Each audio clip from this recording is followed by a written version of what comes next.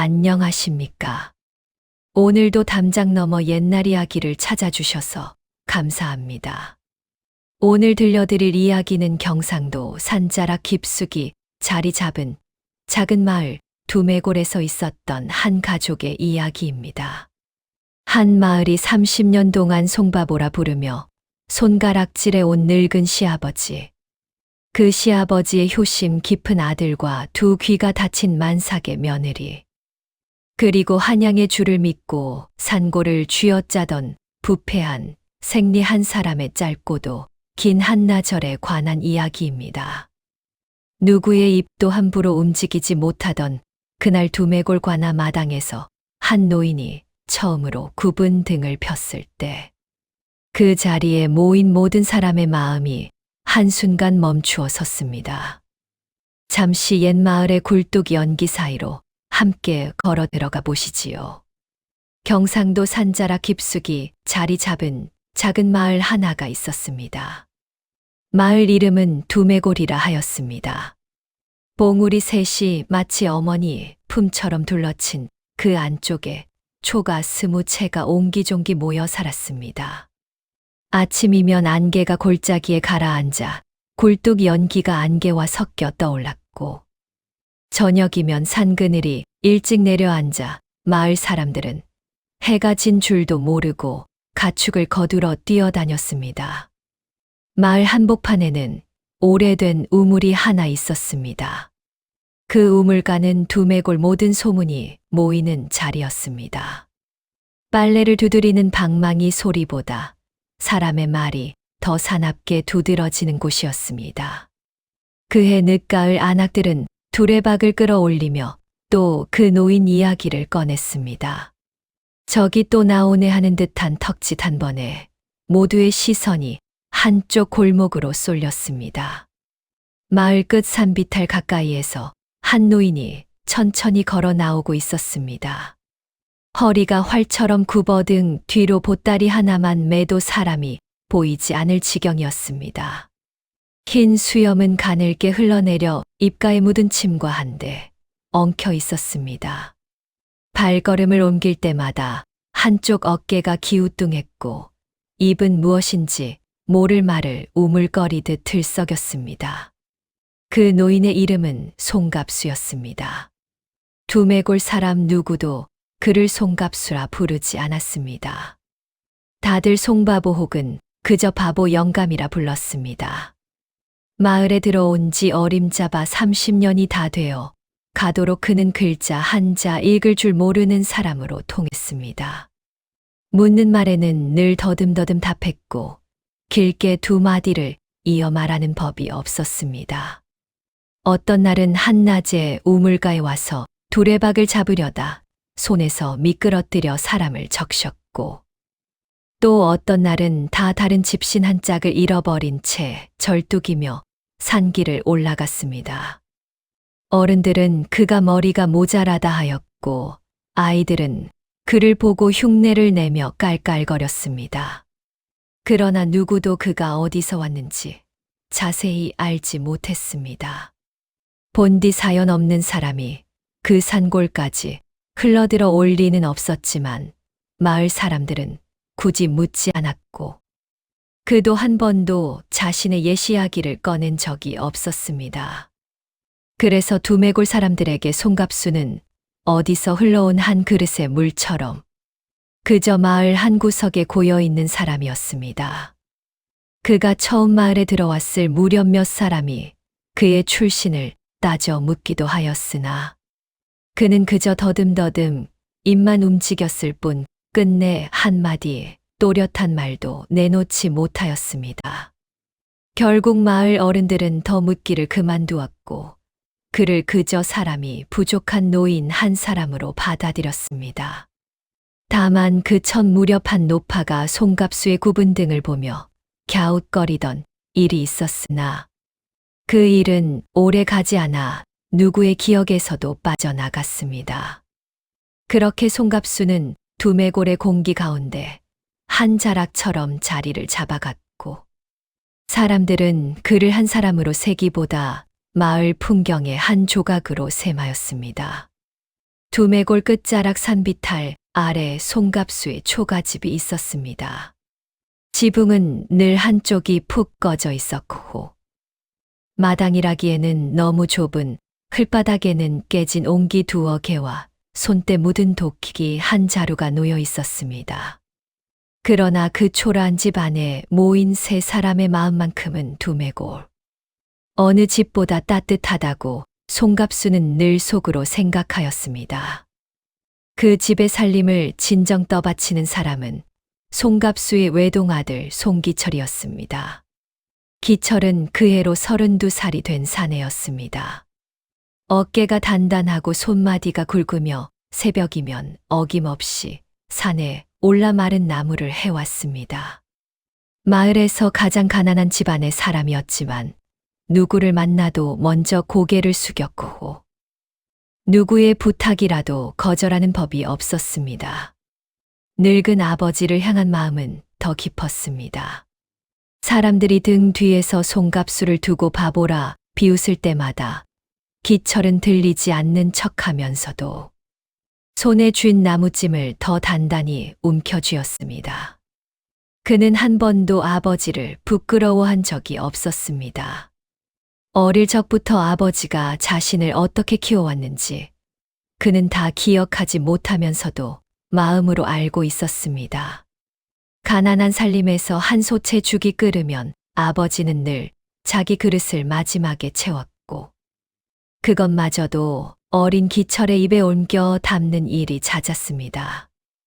그렇게 자란 기철의 곁에는 이제 한 사람이 더 있었습니다. 며느리 윤점이었습니다. 점이는 그해 26이었습니다. 결혼한 지 3년이 되었고 첫 아이를 가진 몸이었습니다. 만삭이 가까워 배가 동그랗게 부풀어 있었습니다. 점이는 두메골 사람들에게 또 다른 의미에서 안쓰러움을 주는 사람이었습니다. 그녀는 어린 시절 큰 병을 앓고 난 뒤 두 귀가 다쳐버린 사람이었습니다. 말은 어눌하게나마 할 수 있었지만 자기 입에서 나오는 소리조차 자신의 귀로는 들을 수 없었습니다. 그래서 점이는 말을 많이 하지 않았습니다. 사람의 입 모양을 가만히 바라보고 손짓을 살피며 세상의 소리를 눈으로 더듬어 살아왔습니다. 사람들이 자기 흉을 보는지 칭찬을 하는지조차 점이는 알지 못했습니다. 다만 누군가의 표정이 일그러지면 자신을 향한 손가락질임을 짐작했고 그럴 때마다 점이는 시선을 떨구고 젠걸음으로 자리를 피했습니다. 그런 점이를 송갑수는 친딸보다 더 아꼈습니다. 며느리가 처음 그 집에 들어오던 날부터 송갑수는 점이의 손등이 거칠어지지 않도록 미리 이를 떼어 놓았습니다. 점이가 두레박을 길어 올리려 하면 어느새 송갑수가 먼저 우물가에 나가 두레박을 길어 두었고 점이가 무거운 곡식 자루를 옮기려 하면 송갑수의 굽은 허리가 그 사이를 비집고 들어왔습니다. 마을 사람들이 비웃을수록 송갑수는 며느리에게만은 어떤 흠집도 보이고 싶지 않은 사람처럼 굴었습니다. 그러나 점이는 자기 시아버지의 부지런함을 누구에게도 말할 수 없었습니다. 점이는 듣지 못하는 사람이었고 사람들의 입은 듣지 못하는 자 앞에서 더 함부로 움직였기 때문이었습니다. 그렇게 세 사람은 가난하나 조용한 둥지를 짓고 살아가고 있었습니다. 그러나 그 둥지는 곧 큰 바람을 마주하게 될 운명이었습니다. 그해 가을이 깊어 갈 무렵 두메골에 새로운 생리 하나가 들어왔습니다.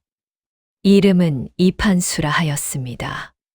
한양 어느 고관의 먼 친척 되는 자라는 말이 돌았고 본인 또한 그것을 굳이 감추어 들지 않았습니다.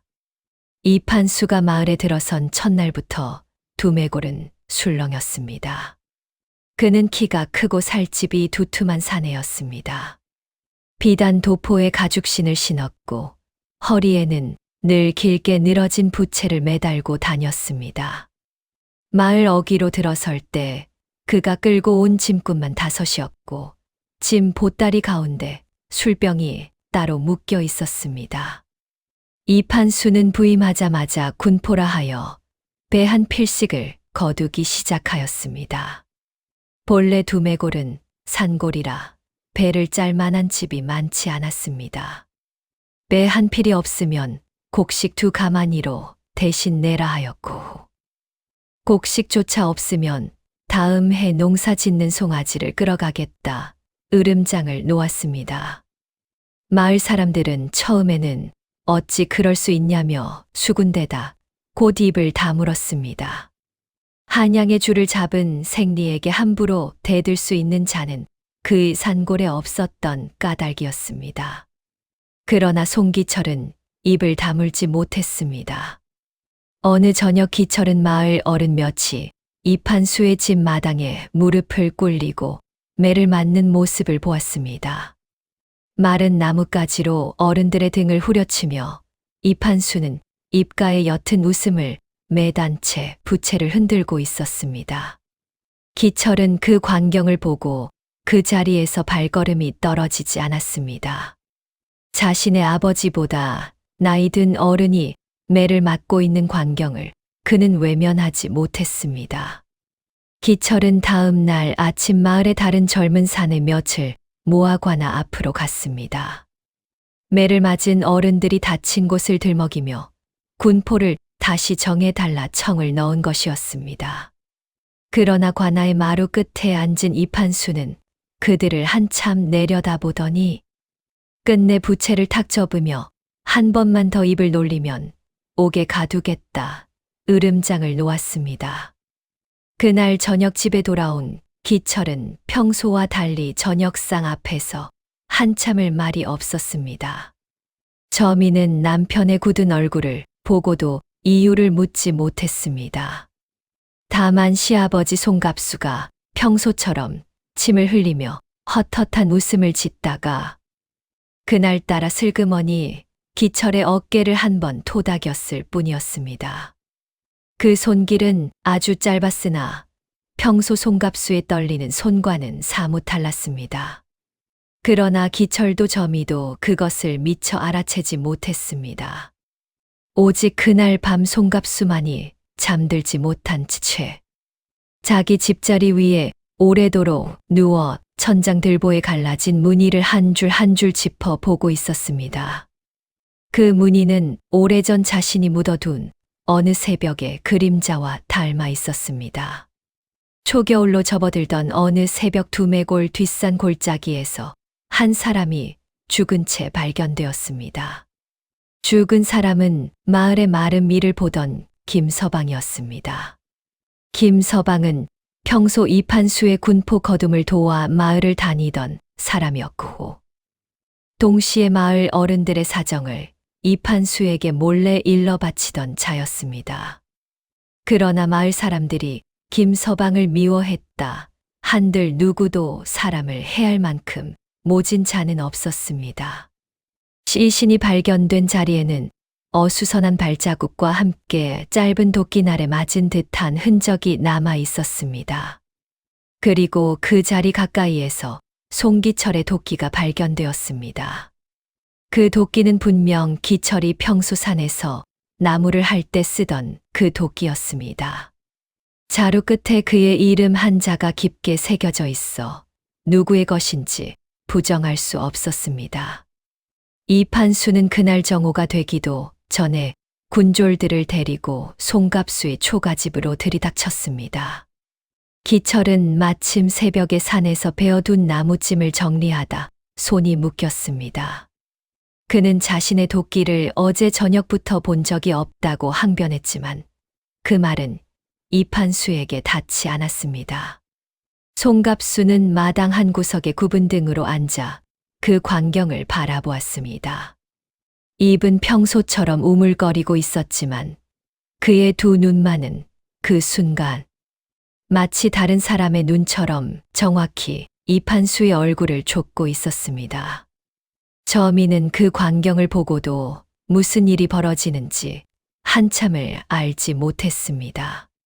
사람들의 입 모양을 살피던 저미는 결국 군졸들이 자기 남편의 두 팔을 등 뒤로 묶고 마당 밖으로 끌어내는 순간에야 사태를 깨달았습니다.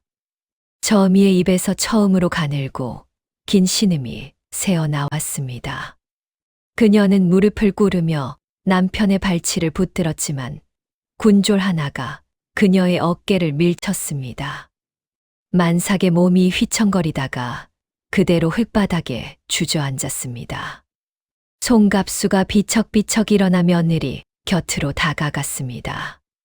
그러나 그가 며느리를 부축하려 손을 뻗는 모습조차 마을 사람들 눈에는 그저 흐릿한 노인의 굽은 그림자였을 뿐이었습니다. 기철이 두매골 골목 끝으로 끌려가는 마지막 순간 그는 고개를 돌려 아버지와 아내를 보았습니다. 그는 무엇이라 말하려 입을 벌렸으나 끝내 소리는 나오지 못했습니다. 다만 그의 눈빛 하나가 송갑수의 굽은 어깨 위에 오래 머물렀습니다.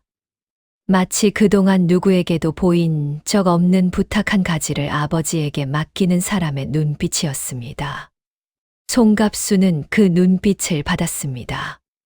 그 순간 그의 굽은 어깨 위에 30년 가까이 가라앉아 있던 한 사람의 옛 모습이 천천히 다시 일어서고 있었습니다. 저미는 그날 마당 가운데 주저앉은 채 한참을 일어나지 못했습니다. 흙바닥에 떨어진 자기 손등 위로 흘러내린 마른 잎 하나를 바라보며 그녀는 자신이 사람의 말 한마디조차 들을 수 없는 사람이라는 사실에 가장 먼저 무너졌습니다. 송갑수가 그녀의 어깨를 살며시 일으켜 방 안으로 데려갔을 때에야 저미는 그제야 자기 옷자락이 흙으로 더럽혀진 것을 보았고 그것이 마치 자기 살림 전체가 바닥에 끌려 내려간 모습처럼 느껴져 한 번 더 흐느꼈습니다. 그 무렵 두매골 우물가에서는 이미 새로운 수군거림이 자리를 잡고 있었습니다.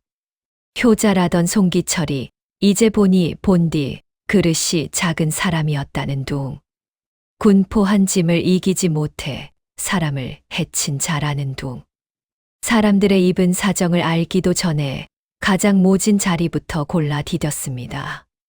저미는 그 소리들을 듣지 못하였으나 다음 날 마을 길을 지나는 사람들의 얼굴빛만으로도 자기 남편이 어떤 사람으로 그려지고 있는지를 짐작할 수 있었습니다. 기철이 끌려간 그날 밤부터 송갑수의 초가집은 아주 깊은 침묵 속으로 가라앉았습니다. 저미는 방 한쪽에 누워 천장만 바라보았습니다. 만삭의 배가 이불 위로 둥글게 솟아 있었으나 그녀는 그 배를 어루만지지도 못한 채 두 손을 가슴 위에 놓고 있을 뿐이었습니다. 사람의 소리를 듣지 못하는 저미에게 그날의 충격은 더욱 깊었습니다.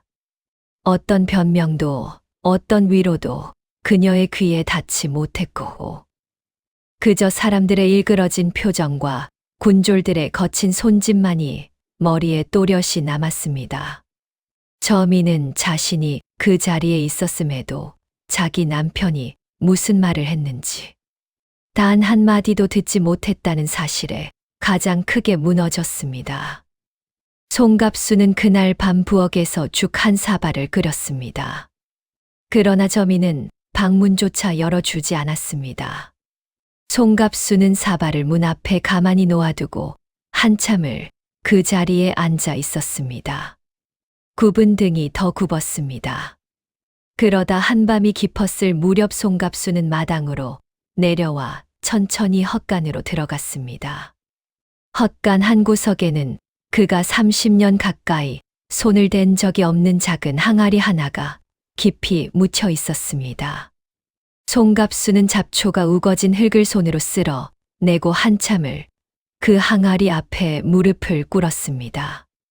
흙을 파내는 손길은 처음 한동안 느릿했으나 점점 빨라졌고 항아리 뚜껑을 들어 올리는 순간 그의 등이 마치 굽지 않은 사람의 등처럼 잠시 곧게 펴졌습니다. 항아리 안에서 그는 기름종이로 여러 겹 감싼 무언가를 꺼냈습니다. 그것이 무엇인지 그날 밤은 누구도 보지 못했습니다. 송갑수는 그 보따리를 품 안 깊은 곳에 넣고 다시 헛간을 빠져나왔습니다. 그러고는 마치 자기 안에 어떤 빗장을 풀듯 천천히 산 쪽으로 향했습니다. 새벽이 가까울 무렵 두매골 가장 끝집에 살던 한 늙은이가 우연히 변소에 다녀오다 송갑수가 가벼운 걸음으로 산길을 오르는 모습을 보았습니다. 평소처럼 절뚝이지도 않았고 침을 흘리지도 않았으며 어깨가 기우뚱하지도 않았습니다. 그러나 그 늙은이는 자기 눈을 한번 비비고 다시 보았을 때 송갑수가 어두운 산자락 너머로 이미 사라지고 없으자 그저 자신이 잠을 덜 깬 탓이려니 여겼습니다. 그날 밤 일을 그 늙은이는 한참 동안 누구에게도 말하지 않았습니다. 그러나 송갑수의 밤걸음은 그날로 끝나지 않았습니다. 다음 날 밤도 그 다음 날 밤도 그는 달기, 울기 전 산으로 올라갔다가 동이 트기 전 다시 집으로 돌아왔습니다. 낮이면 그는 다시 굽은 등으로 마당에 앉아 침을 흘리는 늙은 바보였으나 그의 품 안에는 어느 새벽 산속 어딘가에서 가져온 마른 클 한 줌이 묻어 있었습니다. 마을 사람들이 송갑수의 변화에 처음으로 눈을 뜬 것은 닷새가 지난 어느 아침이었습니다. 우물가에 모인 안악들 중 하나가 어젯밤 자기 아들이 산 입구에서 보았다는 말을 꺼낸 것이 시작이었습니다. 송바보가 새벽에 마치 다른 사람처럼 빠르게 산을 내려오더라 하였습니다. 또 다른 안악은 며칠 전 자기 집 뒷마당으로 송갑수가 지나가는 모습을 보았는데 그때 노인이 품에 무언가 두툼한 것을 단단히 안고 있더라 하였습니다. 그뿐이 아니었습니다.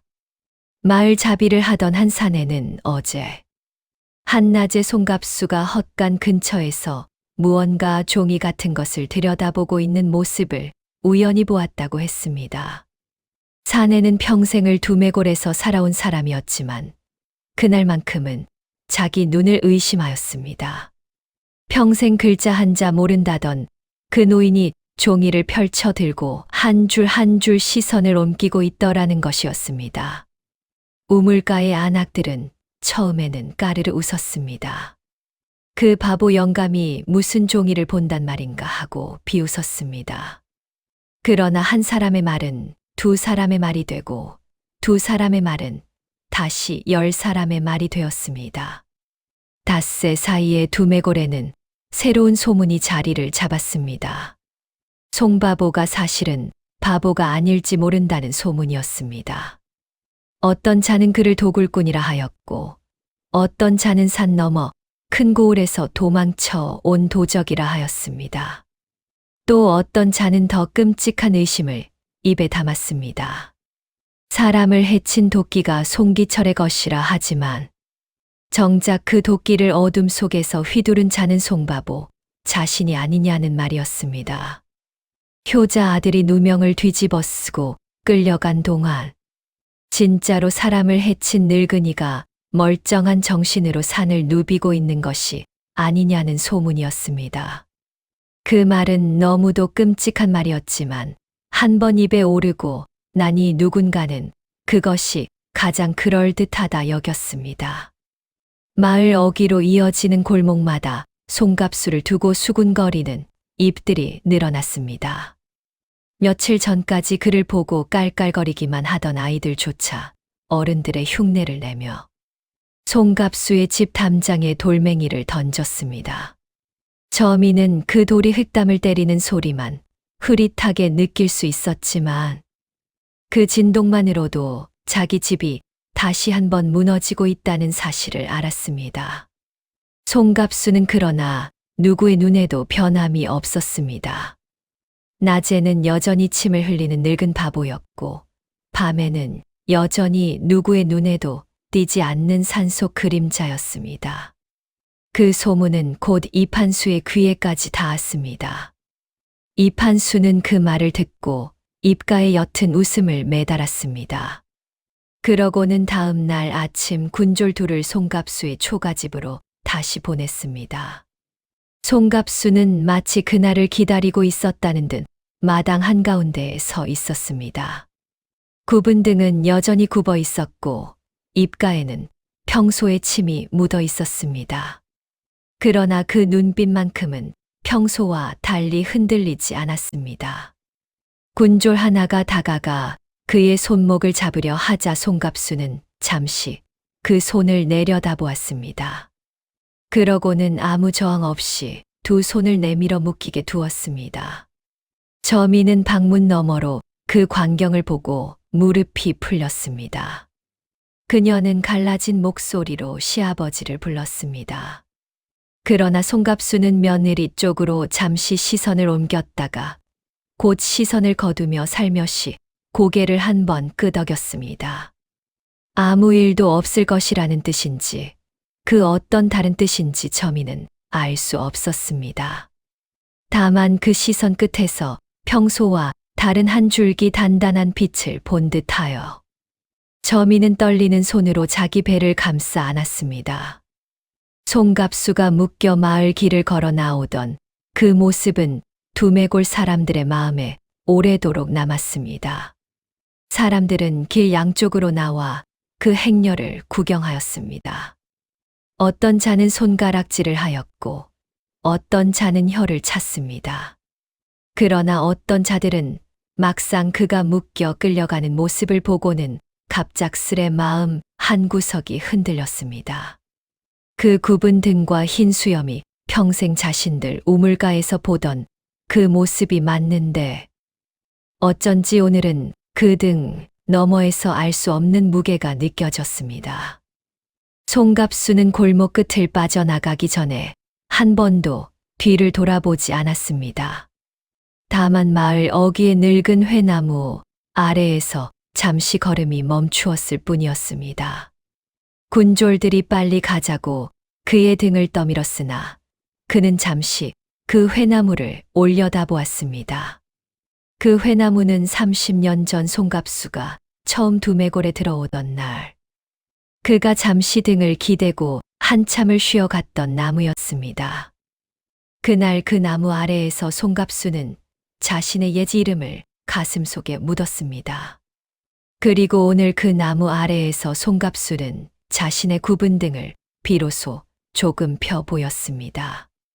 군졸들은 그가 단지 숨이 차서 멈춰 섰다 여겼지만 멀리서 그 모습을 보던 한 노파마는 자기도 모르게 짚었던 지팡이를 떨어뜨렸습니다. 노파는 두메골에서 가장 오래 살아온 사람이었습니다. 그녀는 30년 전 송갑수가 처음 마을에 흘러들어 오던 그날을 어렴풋이 기억하고 있었습니다. 그날 송갑수는 비록 굽은 등으로 들어왔으나 지금처럼 침을 흘리지도 더듬지도 않았다는 사실을 노파는 오래도록 잊고 살아왔습니다. 그러다 오늘 회나무 아래에서 잠시 등을 편 그를 보는 순간 노파의 가슴 안에서 묻혀있던 그날의 모습이 한순간 떠올라 버린 것이었습니다. 노파는 손에 들고 있던 지팡이가 흙바닥에 굴러떨어지는 줄도 모른 채 떨리는 입술로 무엇인지 모를 한마디를 중얼거렸습니다. 그 무렵 저미는 만삭의 몸으로 마당 끝까지 따라 나왔다가 결국 흙담을 붙들고 주저앉아 흐느꼈습니다. 그녀는 자기 손가락 끝으로 마을 길 끝을 가리키며 입을 벌렸으나 그 입에서는 분명한 말 한마디가 나오지 못했습니다. 그저 짧고 가는 신음만이 길게 이어졌습니다. 마을 어귀를 지키던 늙은이 한 사람이 그 모습을 보고는 끝내 고개를 돌렸습니다. 그날 두메골에는 어느 해보다도 일찍 첫눈이 내렸습니다. 흩날리는 눈송이가 송갑수의 흰 수염 위로 내려앉았다가 곧 녹아 사라졌습니다. 그는 그 차가운 길을 한 발 한 발 짚으며 골목 밖으로 사라졌고 그 뒷모습이 사라진 자리에 두메골 사람들의 오래된 입씨름이 잠시 멎었습니다. 관아의 마당에 끌려 나온 송갑수 앞에서 이판수는 부채를 펼친 채 한참 동안 그를 내려다보았습니다. 이판수는 입가에 얕은 비웃음을 매달고 있었습니다. 자식의 도끼로 사람을 해친 늙은이 하나를 그는 마치 술자리의 안주처럼 가볍게 다뤘습니다. 그 자리에는 마을 어른 몇과 군졸들, 그리고 마침 그 자리를 지나가던 두매골 사람들 10수명이 모여 있었습니다. 이판수는 짧게 명을 내려 송갑수에게 곤장을 치라 하였습니다.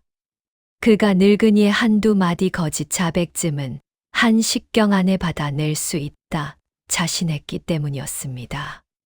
그러나 곤장을 들고 다가서던 군졸이 송갑수 앞에 채 이르기도 전에 송갑수가 처음으로 천천히 허리를 폈습니다. 마당 한가운데에서 굽었던 등이 펴지자 그의 키는 평소보다 한 뼘 가까이 더 커 보였습니다.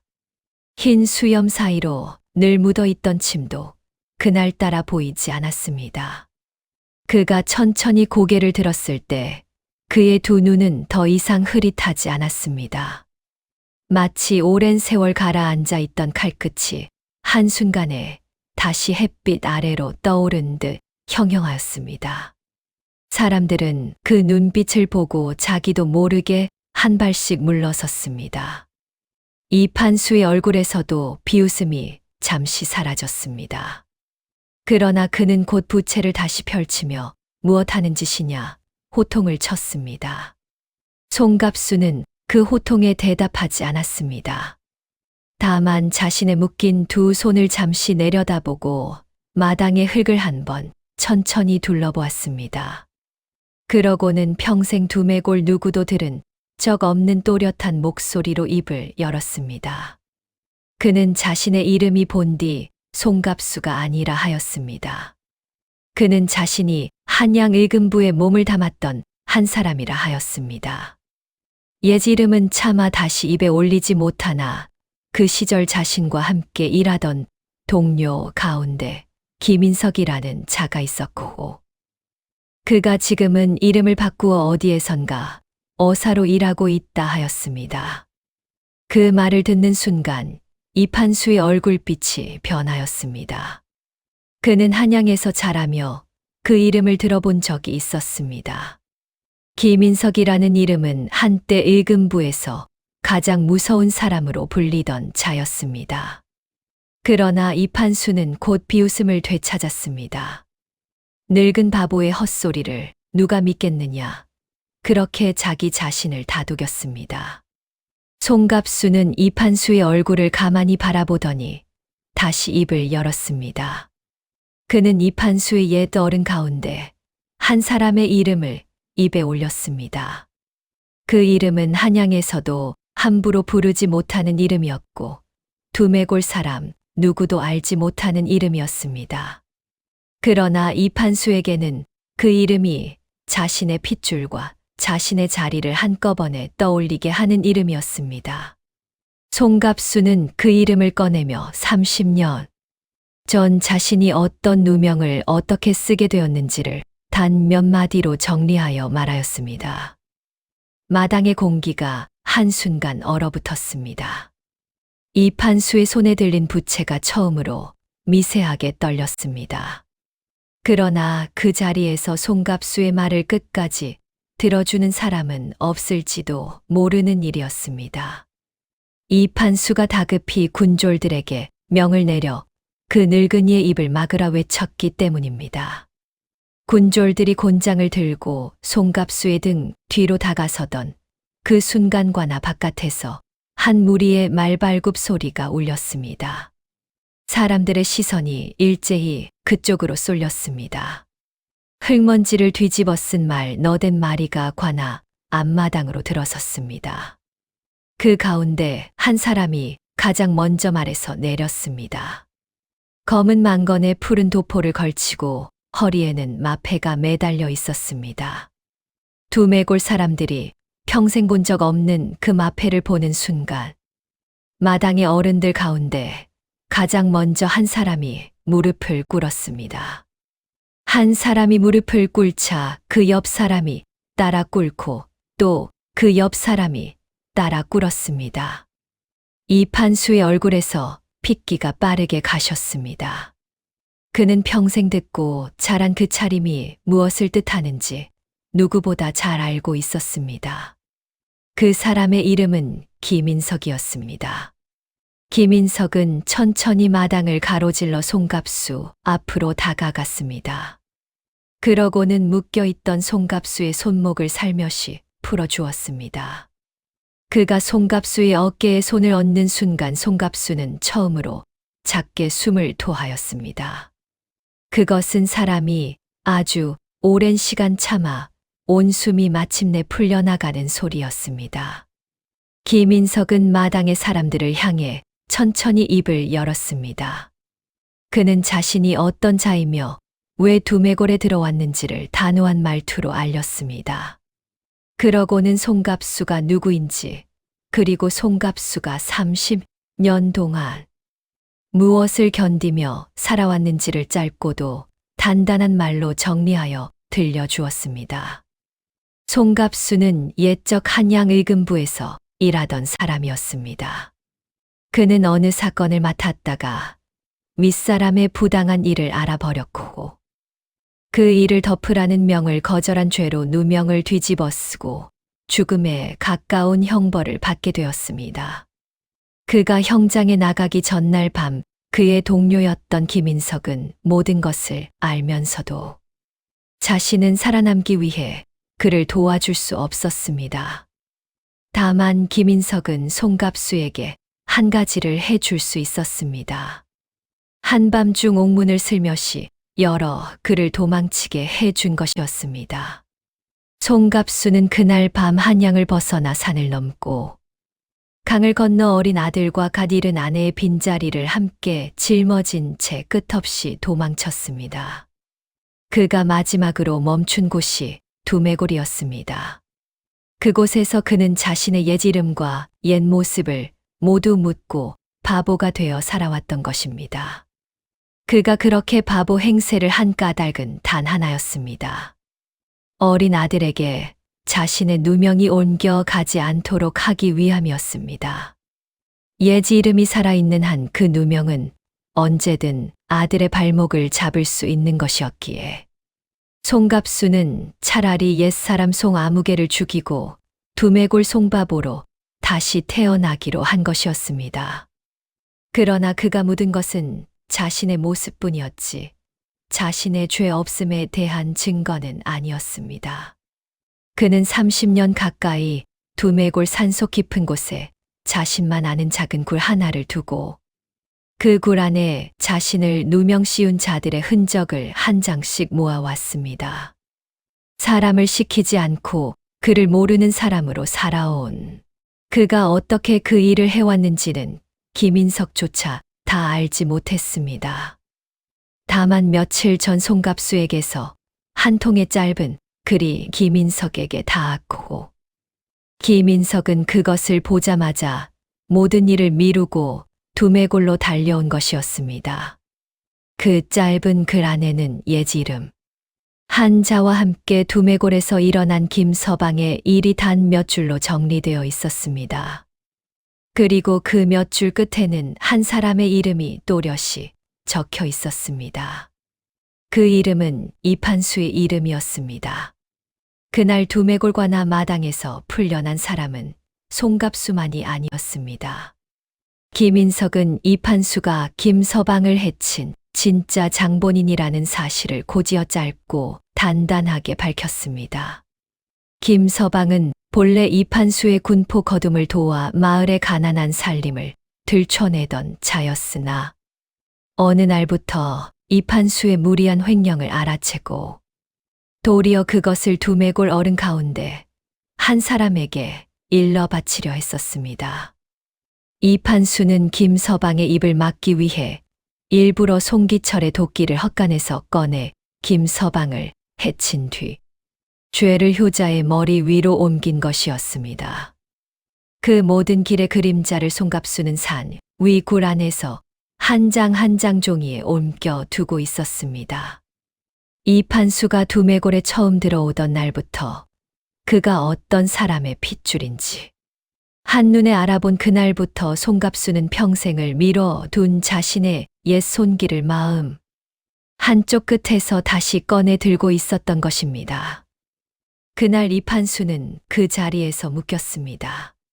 그가 끌려가는 모습을 보며 그동안 매를 맞고 곡식을 빼앗기던 두매골 어른들은 끝내 무릎을 꿇고 흐느꼈습니다.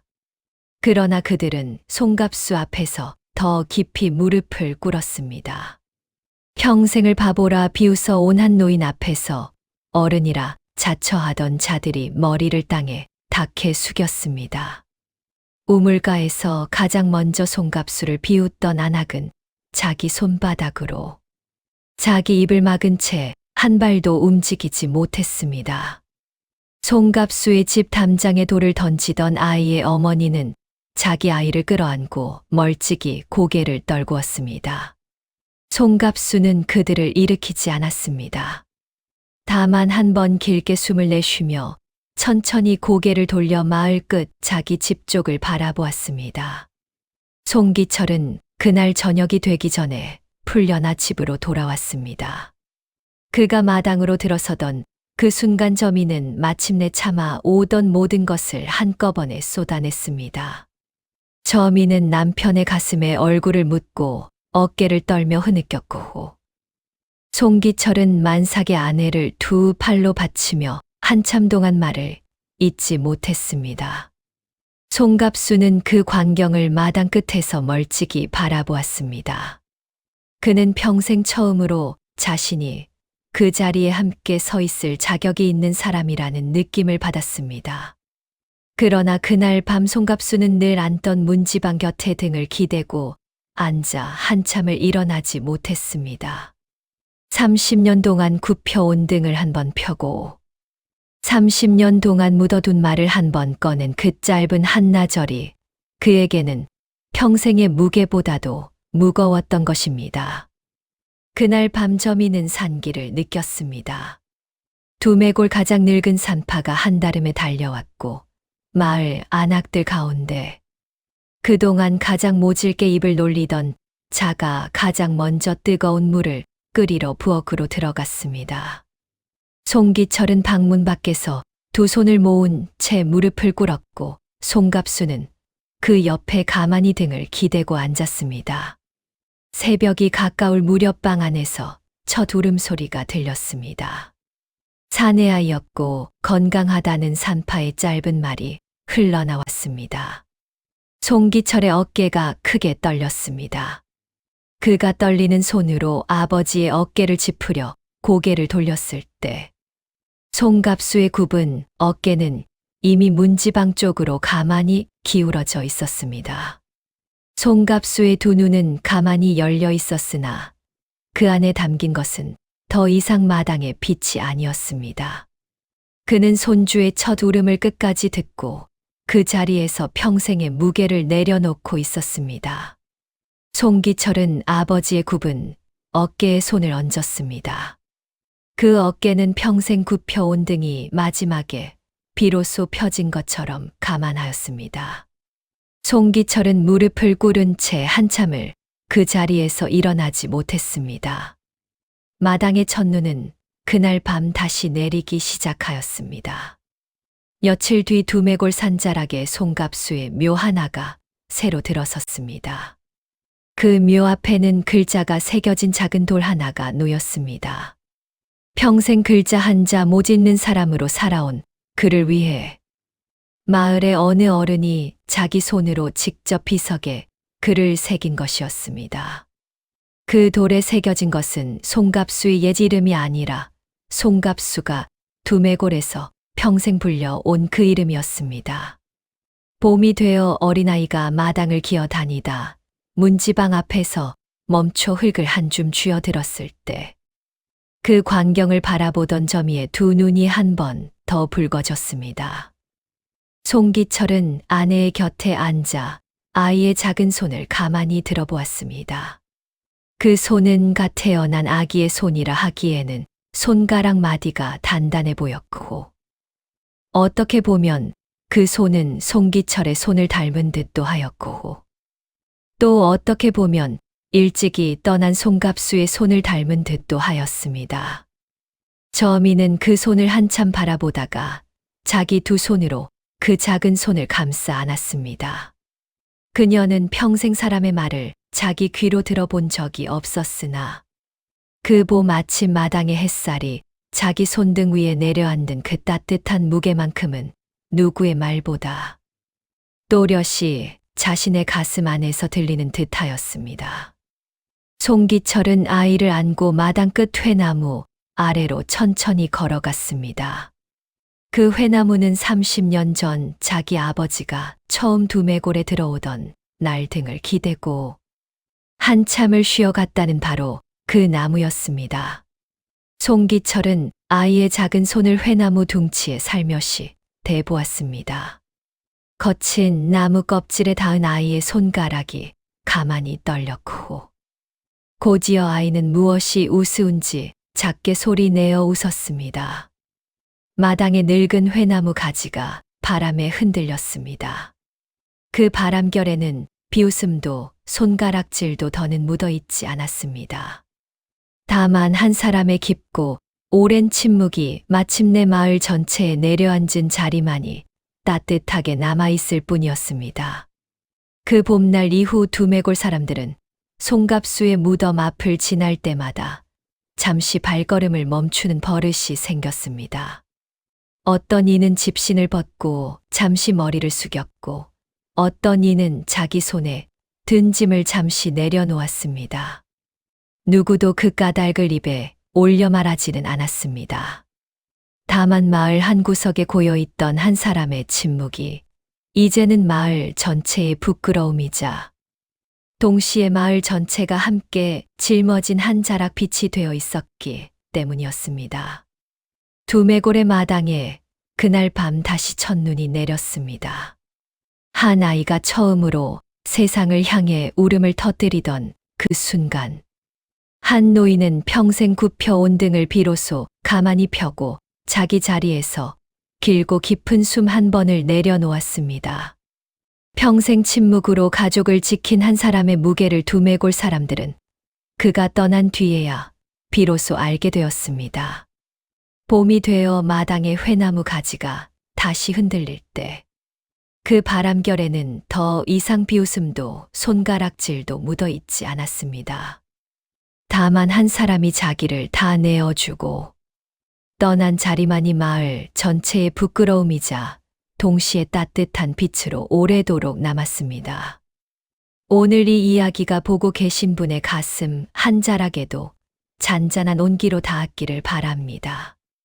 영상이 좋으셨다면 좋아요와 구독 그리고 댓글로 마음을 남겨주시면 다음 이야기에 큰 힘이 됩니다. 담장 너머 옛날 이야기는 다음 시간에도 잊혀진 옛 이야기 한 자락을 새로운 모습으로 들고 다시 찾아뵙겠습니다. 평안한 밤 되십시오.